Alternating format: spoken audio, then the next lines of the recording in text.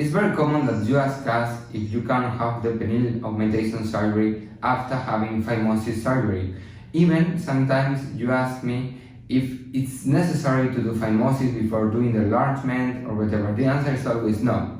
We don't need you to do any extra surgery with the penis enlargement, but sometimes webbing surgery, I mean when there's a part of the skin that is from the penis to the testicular area, making a triangle, we remove this part. It's not something you need to do with the penile enlargement, but usually we do because the result we achieve is better.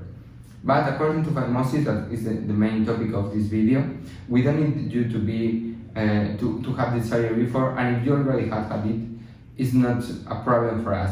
If I can choose, I always prefer to have the virgin penis without any surgery before, without hyaluronic acid, without fat grafting, just from the very beginning, have the patient, have all the penis with the fascias intact, and try to achieve the best result possible.